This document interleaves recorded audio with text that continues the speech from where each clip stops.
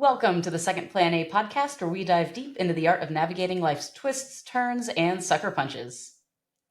I'm Amber Hoover. I'd rather stick to the plan. And I'm Ryan Hoover, and plans are for the timid. All right. We are back with part 2 of our Unchain Your Mind, episode 11, The Fight Against Learned Helplessness. Thank you guys for jumping back in. So we're excited to keep going with this discussion. We covered a lot of ground in that first part, didn't we, Ryan? Yes, we did, Amber. We are going to cover even more. We are. So, surprisingly, learned helplessness as a term, thank you for your shocked face. Learned helplessness as a term didn't really come about until the 1960s, 1967, based on one source. I didn't go out and dig and find. To be clear, that's not that old. That's hardly any time at all, honestly. In the course of human existence, the studies of psychology. All right, you don't need to get into the course of human existence and all that. Just, it's not that long. So it was coined as a term by a social psychologist, Martin Seligman. Hopefully I'm saying that right. Martin Seligman and another social psychologist did a series of experiments with dogs in terms of whether they could control a shock to them or not, and discovered this learned helplessness. And it was a few years later that Martin Seligman also developed the concept of learned optimism and is now regarded as the father of positive psychology. So the idea that you can not only you can learn helplessness, but also that you can learn optimism. Mm-hmm. And I like that as a combative towards learned helplessness, rather than fighting off learned helplessness. Well, let's learn optimism. If we go back to the first part of this, that's what a good coach does. That's what a good parent does, whatever. When as a parent, you're starting with a clean slate, more or less. As a coach, maybe you're having to combat some negative past experiences or whatever. But my approach as a coach generally is, we're not looking at what bad things has happened to you. Right. From this day forward, we're talking about how to solve problems, how to deal with emotions, how to control anger, how to recognize things going on around you that are in your control and that aren't in your control, and then what your responses to them are, as opposed to, all right, let's look at this negative thing that happened and deal with that. Mm-hmm. Because it's like, if I was going to teach a self-defense program and I was going to have 100 different techniques for 100 different problems, and for sure the 101st problem is going to be presented and my student is not going to be prepared to deal with that. If I just look at an individual's problem on a case-by-case basis, I'm not preparing them to be able to live their lives without me. Right. Which is ultimately what should be happening as a parent. Yeah. And as a coach. I want to build a precedence for success with people to where they understand they don't need me. They don't need you. They don't whatever, because I've put them in a place where they see the positives. They see solutions, as opposed to, all right, we're going to be very problem focused. Mm-hmm. Here's a problem, let's work a solution. Here's a problem, let's work a solution. Here's a problem, let's work a solution. And if you do it that way, then it's like every problem has to have some kind of cookie cutter solution, instead of giving people the tools they need to work through things as they develop, or to even preempt them before they happen.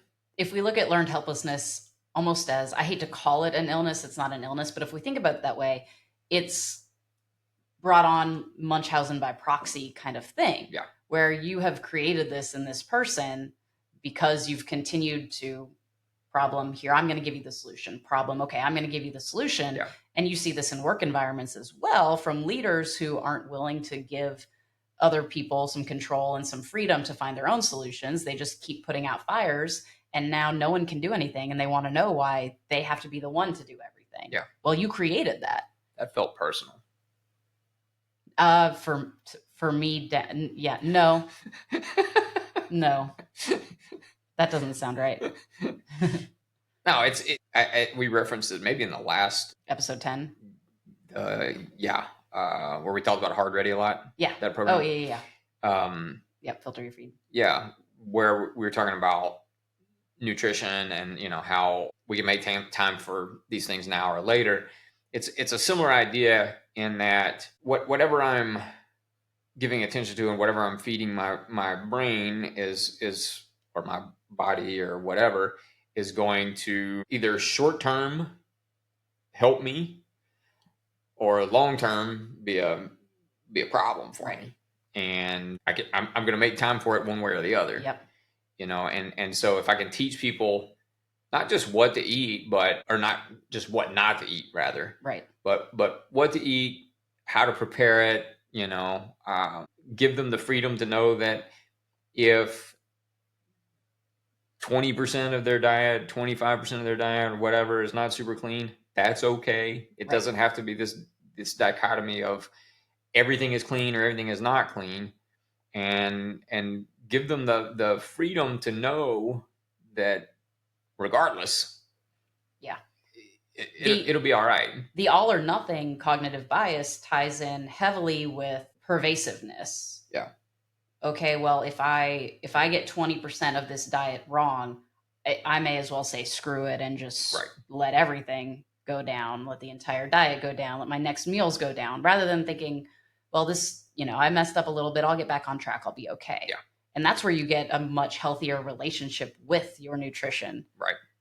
Well, rather than beating yourself down. I've had, and this was, I've had this happen even recently, where a student has missed a certain amount of time because of illness or injury or whatever. And so they've gotten out of habit of being there. And literally an email was, I know I've missed the last 3 weeks. We're already into November. I think I'm just going to take the rest of November off and start back in December. Well, that's not how it works. No. Yeah. There's no magical time or day, despite what everyone who has a New Year's resolution thinks, and the companies that want to sell that to you. You can start at 2:53 p.m. on a Tuesday. Yes. Go. Yes. And there's no benefit to a hard start at December 1 or whatever. It's almost a disadvantage. Well, if I'm recognizing that I have missed time and that is a detriment to me, then it for sure is a detriment for me to take off even more time. That's not a fix. As my response to, one of the ways we create learned optimism is looking at negative things as temporary. And this is, for me, one of the quickest corrections I can make as a coach when somebody, especially for kids, right? They're like, I can't do this. Yeah. And I'm like, you can't do it yet. Yeah. Like, that's what we're doing here. That's why we're still doing it. Yeah. That's why we're going to do it tomorrow. Right. And even with that, I have a very Socratic approach to coaching. And sometimes when I'm presented with, I can't do this, then I put it back on them. Well, why? Mm-hmm. Why can't you do it? So instead of me telling them, I want to hear them say it to me, because a lot of times they've decided they couldn't do it before they've even tried. Yes. And this is not just a kid this is thing. Not a kid. This is very much an adult thing. And so when I'm presented with, I can't do this, I want you to tell me why. Not because I really care about the answer. I really don't. I want you to go through the process of figuring out why it is that you felt compelled to tell me that you couldn't do a thing. And so instead of, if every time you say to me, I can't do something, and every time I say back to you, why, and it forces you to go through this process, then you start thinking less about why you can't do a thing. And even if you don't think, well, I can do this, you don't immediately go to, I can't do this. Yeah, black and white. Yeah. So we might not be optimists yet, but we're not necessarily pessimists anymore. Those people who start figuring that out and piecing that together, especially on the adult side, if we were charting a progression, once they've started realizing that's how we're responding to I can't do this, Yeah. which I don't really know what they expected us to say. Yeah. Like, yeah, you're right. You suck. Like, Right. what did you really expect from that? But then they start, calling you over, and they'll be more introspective of, I get this part and I can Right. do this part, but then I don't understand how you got here. And And this is great. that's, for me, Yeah. that's, as a coach, that's what I want. Yeah. Yep. Again, don't come to me with problems. Mm-hmm. Come to me with solutions. And if you have a question or something's not working for you, fine. If you've tried it Yes. and you've failed for whatever reason, and then you're demonstrating to me that not only have you tried it, but you understand why maybe something is working and something's not working, and you're looking for a better understanding of this or that, Right. as opposed to just jumping to this doesn't work or I can't do this. Yeah. That trust that has to be there between the student and coach, not has Yeah. to be there. If you can put your trust in that coach Right. and let that progression pay off, Yes. you're going to do really well. And this, to tie it back to kids, gets tough when you have parents sitting around the room Yeah. who just want to, I told the kid to keep their hands up and still not quite there. And they're yelling, keep your hands up, keep your hands up. Right. And I'm like, I've said that. They've Yes. heard that. Yes. There's a progression happening here. It's okay. Yes. And, as a coach too, watching Parents, I mean this in the best way possible. You are one of the toughest parts of teaching when kids. It's off the mats, they're yours. You coach them, teach them, tell them whatever you want. Yep. When they're on the mats, they're mine. They're mine. You are paying me to do a thing. Let me do the thing that I happen to be really good at, and you should let me do that, because it's more frustrating for the kid. It becomes frustrating for me as well, because the overall meta message, and it's not intentional. No. But the overall meta message is that I'm not doing my job. Mm-hmm. What the parent doesn't understand is I have a progression that I am working through, and I am focusing on certain things from certain kids. Very different. That's right. Too. I do not treat every kid or every adult the same way. Nope. I am looking for different things from different individuals, and I'm going to coach different individuals differently. Yes. Because they're going to learn differently. Listen, if your kid came to me and didn't know his left from his right, and now he knows his left from his right, that's a win. Yeah. And if he's dropping his right hand when he throws his left, I'll get there eventually. Yep. But right now in this moment, I am glad that he knows which is his left and his right. I have a progression. I have an understanding of where we want to go with this. Yes. And no matter how well-intentioned you might be, you're interrupting that. Well, I've had thousands of examples to learn from in terms of a sample set to understand what setting expectations is going to look like. Yeah. Versus this is your one. It could even be your seventh kid. Your sample set is still much smaller. Yes. I've seen this. I've seen a lot of different types of kids, of learners, of progressions, and And I have an understanding of how long it should take them. Right. You don't. Nope. No matter how well you know your kid, mm-hmm. you don't know how long it should take your kid to understand to keep their hands up or not. Nope. You don't. So, as a parent, you can help look at negative things as temporary. When your kid comes off the mat and goes to you and they're like, oh, I really had trouble with that today, or whatever it is. And again, this comes down to communication, opening that line of communication, and them being able to say, well, maybe not yet. What good things happened today? Right. Because the other side of this is, if we're going to look at negative things as temporary, we want to look at positive things as pervasive. Yeah. It still has to be guided correctly, because I got this choke on the person. And if you say, well, that's because they suck and, you're always going to get that choke on them. No, it's because you put in effort to meet your goals, and you're going to get there no matter what you do every time. Yeah. So they realize that this one instance isn't just because of who you are right now and this person right in front of you. It's because of who you are as a person and will continue to be. Yeah. Well, I think there are tons of examples in what we do of this kind of thing.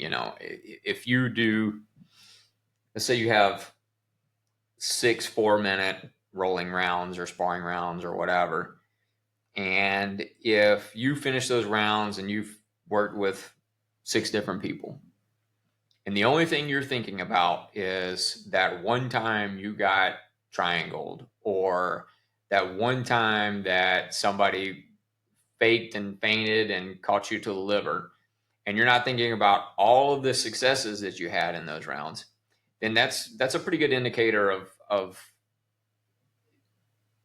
a more negative kind of thought. And we all do it. We Yes. Oh all do yeah. it. And some of it is necessary, right? If I don't want to get caught in a triangle again, I need I to need think to. But about if that is the only thing I think about, you you're going know, to get armbarred and guillotined yes, and leg yes, locked and yeah. yeah, So I want to take that idea and look at another way of creating learned optimism or combating learned helplessness, depending on how you'd like to look at it. And it's the the ABC, former. Let's look at it the yeah, former. learned optimism, creating learned optimism. And that's an ABC approach. So we look at the adversity, which in what you just described was having bad rolling round, getting triangled, that sort of thing. Next is the beliefs you're assigning to it. Okay. And so, in the example you gave, the learned helplessness example, it was, I can't, I'm not good. I keep getting caught. Mm-hmm. And you're digging in on how poorly your performance is in Right. that round, and then the next step is the consequences.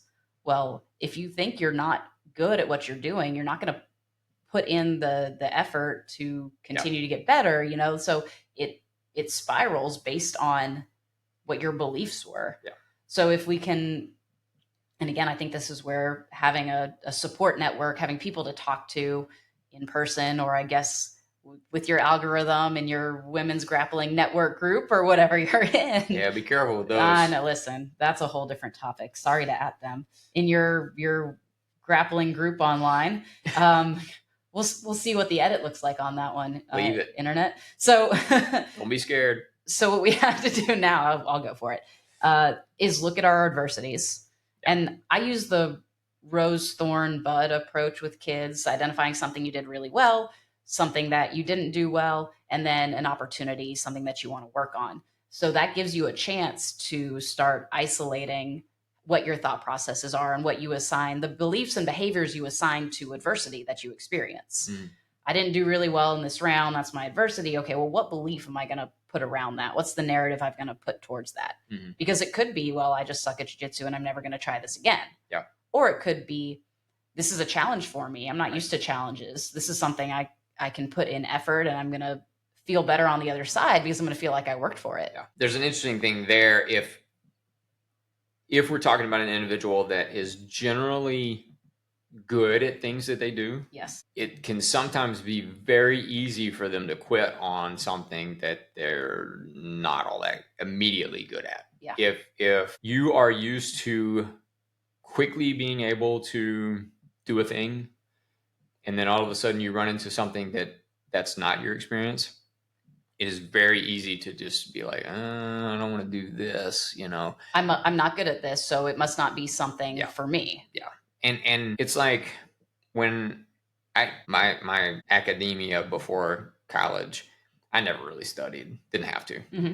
Yep. I Just knew didn't. plenty of those. Yeah. Like, and it's not that I had awesome grades or anything, but they were good enough. And I was in all of the advanced classes and whatever, and I could do enough without studying to not draw a lot of attention to me, in a way that people were going to ask me what was wrong, whatever. Right. And then when I got to college, I was like, hey, can't get away with that anymore. Yeah, like, what is this crap? Yeah. I'm in a chemistry class with 300 other people, like literally 300 other people, and there's there's no real direct line of communication with the professor. It's a huge data dump of information. You're going to have to, and it's rote memorization. Yes. Yeah. Yes. And if you haven't been set up to understand that and know how to do that, then when you first hit it, because if you've been doing it a certain way for 15 years, mm-hmm. and then all of a sudden it's like, okay, well, that's not going to work anymore. Yeah. You're like, wait a minute. Uh-huh. this is bullshit. Nobody prepared me for this. Yeah. And so it's real easy to be like, screw this, I'm not doing this. Like, this is Right. dumb. Like, what, There's a Louisa May Alcott quote that this calls to mind. I am not afraid of storms, for I am learning how to sail my ship. Yeah. The belief you put around that adversity. Yeah. And so if I knew a lot of friends who didn't have to study throughout high school, and some that got to college and still didn't really have to study, but the majority of them got their eyes opened there, and they hit their adversity and they had to decide their beliefs around it. Well, this isn't for me, I'm going to drop out, whatever. Or this is finally a challenge. I need to overcome this. I'm going to try on different things, see what works, figure out what method of studying works, and that sort of thing. And I think again, this is where community can be a big deal, because if we view it going back to jiu-jitsu or kickboxing or whatever, and you take that class and it's like, I am lost. I'm a good football player. I excel at track, whatever, and I'm getting just hammered here, and I don't really know what's happening. If you don't have people around you to be like, that's good, bro. You have finally found a thing that's going to really challenge you and push you. Then this is going to make you better than any of those other things because you could just do them. Right. Yeah. If you don't have that, then it's very easy to just walk away from it. Right. In your head, are you thinking about, I think it was organic chem? Is that the one that I wasn't even in a medical major. Yeah. And everybody I knew in any kind of vet or RN or whatever path on the medical trail would talk about this one class. Horrible. And I mean, literally the second you step foot on campus, Yeah. I can't remember if it was organic or inorganic. One of them was. It's organic. Okay. It's horrible. Organic, absolutely horrible. And so you already are battling that belief going in. Yeah. Then there's something to that. Like, at least you're not going in expecting, oh, this is going to be easy. And then all of a sudden you're like, thrown into the deep end of the pool. But still, when you're expecting it to be terrible, if you have that learned helplessness to you, why even try? Yeah. That class sucks. So I've heard. To everybody who went to college and took an organic chem class, know that we feel you. We understand. I don't personally understand. By the way, I'm preaching, like, I made the decision that college was not for me. So I'm saying all these things with the full understanding of that. I did not stick it out. I did not persevere. I did not think, oh, I can do it. No, but also you turned out okay. And that's because you don't approach everything with, you know what, I quit, I'm done, this is not for me. Because if you did approach everything that way, you wouldn't have gyms, businesses, families. Like, you definitely would not have a small business. without much less 3. There's a T.S. Eliot poem that I love. This is the way the world ends. This is the way the world ends. This is the way the world ends, not with a bang, but a whimper. We have this idea a lot of times that we don't even realize, where we expect this one big thing to be everything there is. You quit college, the pervasiveness again, boom, everything's done. And then the permanence, you're never going to recover sort of thing. But the reality is, if you let these little things, this isn't for me, I quit. This isn't for me, I quit. It's those little things that can end it all. Yeah. Well, and I mean, if we're talking about learned whatever, I grew up in a time where everybody told you needed a degree. Yeah.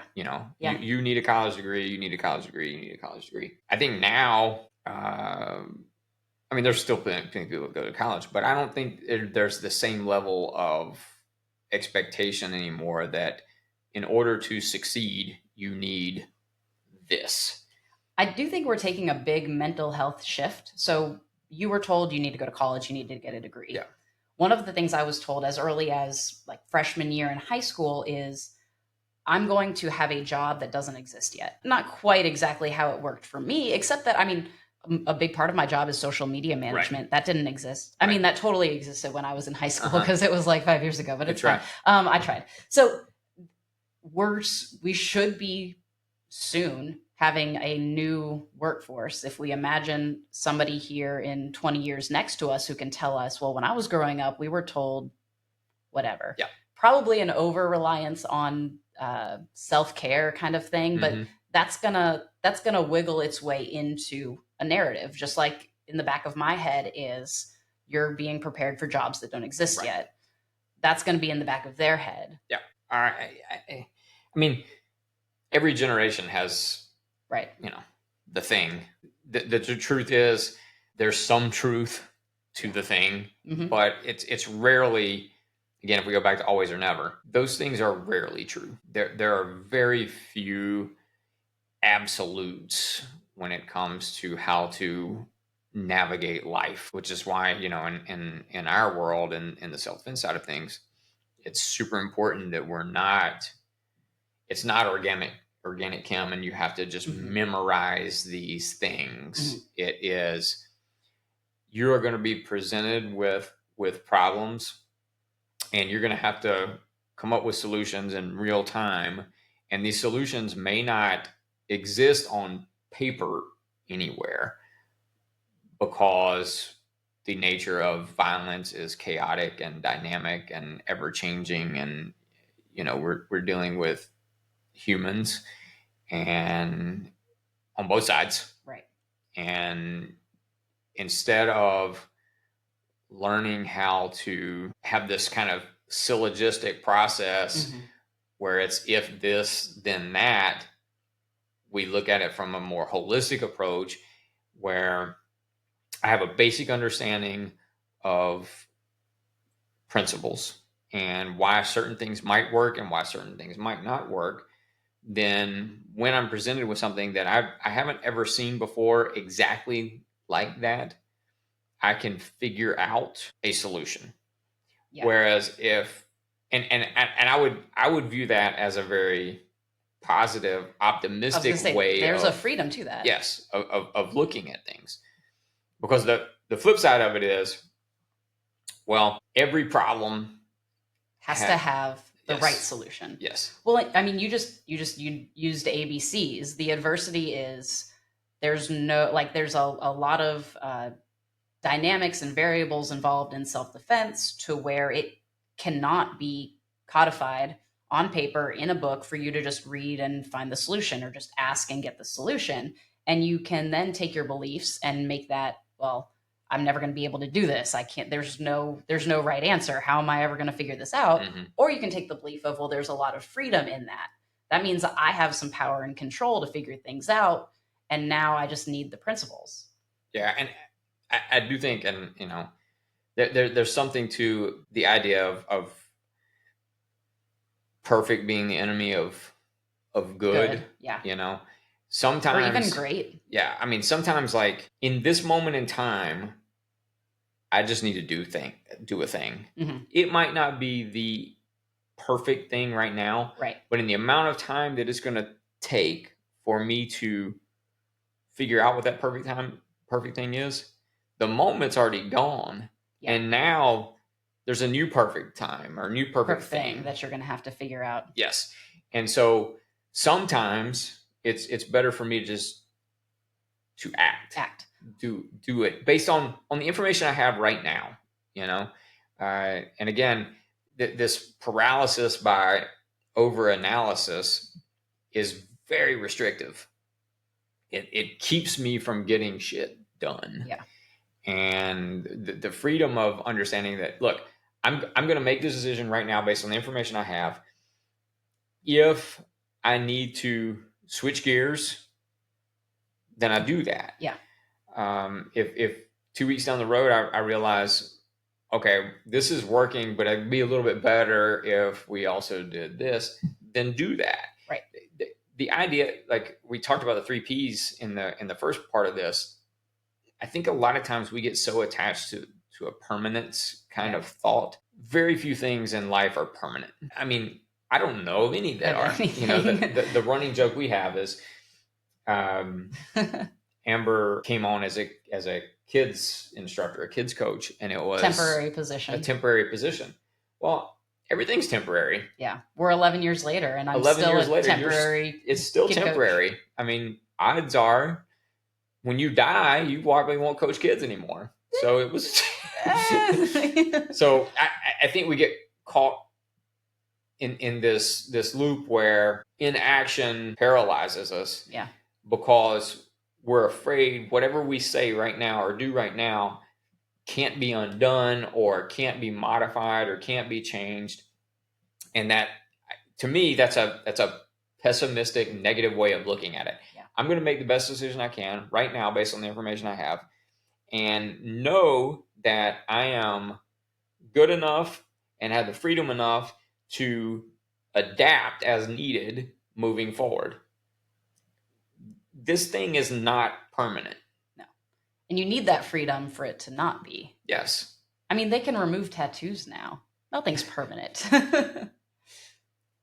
Man, you said something and I had a really good thought and I lost it. I might need a notebook for next time. Yep. Yeah, I'm about to add a notebook to my list too now. It's totally gone. It'll come back. It will. Yeah. Right after we stop. Second we end this, we'll call it some behind the scenes content as I figure it out because it's totally gone. Okay, I'm going to tell you about an experiment. Okay. And we'll see how you connect this to learned helplessness or learned optimism because I'm really excited. And I know that I had an idea when I wrote it, but it's gone. So there was a study led by a social psychologist, Timothy Wilson, at the University of Virginia. And there were a few different other experiments, parts of this experiment that I'm going to skip over, and I'm going to come straight to the last one, where they put participants alone in a room with the option to push a button that would cause them to be shocked on the ankle. Participants had previously felt the shock, rated it as unpleasant, and even stated that they would pay money to avoid being shocked. Okay. But they were put in this room alone for 15 minutes, and the button was there. 67% of men chose to hit that button. Only 25% of women chose to do it. I feel like I'd do it if I'm just sitting there with nothing to do and be like, sure, why not? I just thought that was wild. Yeah. I guess the percentages don't surprise me. No. We've kind of talked about before, like without getting too stereotypical, I do think boys and girls are very, very different, you know, and if you coach or teach at all, you know real fast that they're just different. Are just different. Boys tend to be a little more high energy. High. They take risks more, and so those percentages don't really surprise me. And there are exceptions, of course. It's just interesting that when forced to, here we go. Ready? We think we want the answers. We want someone to just tell us what to do. We want things to be easy, and we don't want chaos and decision and resistance. Mm-hmm. But this experiment proves we do. With nothing to occupy ourselves, the goal is to just do nothing. Mm-hmm. We still would rather choose pain. We would still rather inflict pain, inflict chaos, inflict something than absolute nothing. Yeah. I think, I don't know when this experiment was done, but I would venture to say that that's even more true today. I think it was 2014, I believe. Relatively recent, but still could have very different results. If we fast forward 10 years later with 10 more years of the proliferation of social media, I would venture to say that those numbers would go up. I agree, especially then when we start adding in COVID and those effects. Yeah. It is rare to see people just sitting at a table, reading a book, enjoying a cup of tea, coffee, whatever, without scrolling on their phone, without refreshing their phone, whatever. Me sitting here trying to do a podcast and still needing to get to my phone. Yeah. Yep. We need this constant stimulation. Yeah. And the shock is a form of stimulation, you know? Yeah. And so if I'm 10 minutes into a 15-minute experiment, and I don't know if they knew it was going to be 15 minutes or not, but I couldn't find that either. I did want to know. At some point, it's like, well, this is better than nothing. Yes. Yeah. And that's, I think being taught, and I do think it has to be taught, that the idea of mindfulness, the idea of it's okay to just sit with your thoughts. And not have to have some external stimulation is really, really important, because the problem is, if I constantly need stimulation from other places, then I am not cultivating anything on my own. Yep. And it becomes much more difficult to be creative, to be artistic, to be innovative, because I'm constantly seeking out those things from other Sources, places. other people. You Yeah. lose control. You give over that control. Yeah. All right. I remembered what I wanted to say. I told you. I know. One of the first questions I asked when I was learning how to rock climb, and I mean, I had gone up a wall before, but was with somebody who was in that world and understood it and knew the terminology, all these things. My first question was, they call them problems, the rock wall problem that you're working on, that route. Okay. And I said, well, is there only one solution? And they're like, no. And I was like, oh, that's so much more freeing for me, because I can be wrong at one point, and there's still an opportunity, there's still avenues to go. Mm-hmm. And again, that's adversity, beliefs, consequences. I'm going to have a better chance of getting up to the top of that problem, because I believe that I'm not going to corner myself into a wrong spot by moving to the wrong rock or moving the wrong hand, that there are still other opportunities out there. Yeah. If somebody had told me, well, yes, there is only one solution, I'd have been like, okay, bet. The differences. Yes. I love it. All right. Well, this has been a big topic. Yeah. I still think there's plenty more we could look at on it, but there is. I do think we probably, I don't know the times, but we probably spent more time talking about learned helplessness than we did learned optimism, or however we said it. And there was definitely overlap between the two. But I do think it's important to view it more regularly from the learned optimism kind of side of things, if we're going to affect change, as a culture, a community, a society, whatever. Because again, if we're constantly looking at the problems, then all we're going to see is problems. And I think if we try to, as best we can, try to clean slate it a little bit and say, all right, from here forward, this is our approach. This is what we're going to do. This is the freedom we're going to have. Don't come to me with problems. Make sure that you've tried it first. Yeah. Make sure that you've given a good run at it. Make sure that it just didn't get a little bit hard for you and you shut down and quit. Right. I think for us to have real progress, real change, for us to get past the political divides, the societal divides, whatever, we're going to have a more solution-focused, optimistic approach than a problem-focused, Eeyore-based approach. Don't dread on me. I don't, and you can feel it.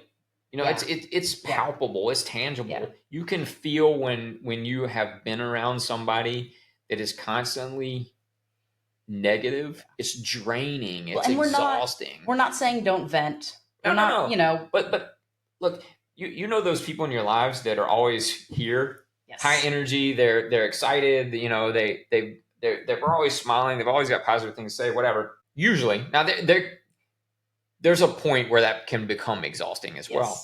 But usually, you leave that feeling invigorated, energized, whatever. The opposite is rarely true. You're around somebody that's negative and harping on everything that's wrong and whatever. You don't leave those people invigorated. You don't leave those people energetic. You leave those people, one, either thinking, oh my God, I can't stand being around them, or two, like consciously or subconsciously, now you're starting to see only negative, and you've become Eeyore. Be the change you want to see, kind of thing. Yeah. Help people come through their cognitive distortions. And I do think, I know you're wrapping us up, but I do think that sometimes it's important to make sure that, because it is easier, I think, to do that for other people sometimes. Yes. Oh yeah.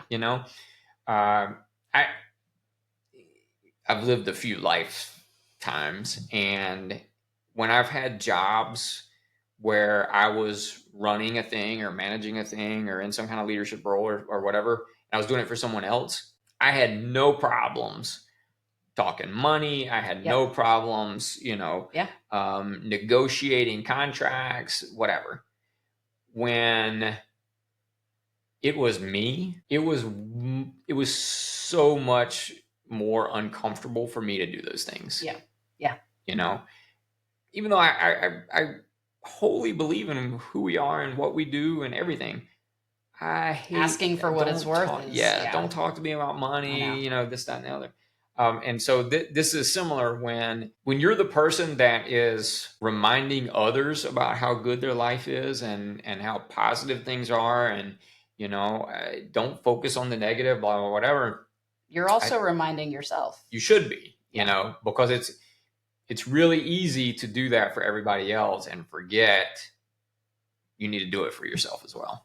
It's one of my go-to ways to solve my problems is to go find somebody else with a problem and help them, and Yeah. then hear myself say the advice that I need to take on myself. Oh, there's no shortage of talks that I've given in classes, Mm-hmm. and probably on this podcast, that yes, I'm giving it to the class, and yes, I want them to learn from it and whatever. But I'm talking to myself in a lot of ways. Yeah, I'm reminding myself of these things. Some of my best Monday motivation posts across the centers pages are when I'm actually dealing with my own thing and giving myself the motivation that I need, Yeah. versus trying to think of just grab some random quote off the internet and try to Right. make a post around it. Right. Yeah. And those will be much more authentic as well. Yes. They'll have a more authentic feel to them. You'll feel it. Yeah. So go follow all of our channels so that you can see. All right. We good? Enough? I'm great. Yeah. Learned optimism. That's our look at Unchaining Your Mind, the fight against learned helplessness. If you enjoyed this discussion, please leave us 5 stars, follow, share, subscribe with the bell icon on Spotify, subscribe on YouTube, and join the conversation on social media. If you didn't enjoy this podcast, take the same advice we gave to parents and shh. Thanks for listening to Second Plan A, and we look forward to growing with you next time. Thanks, everybody.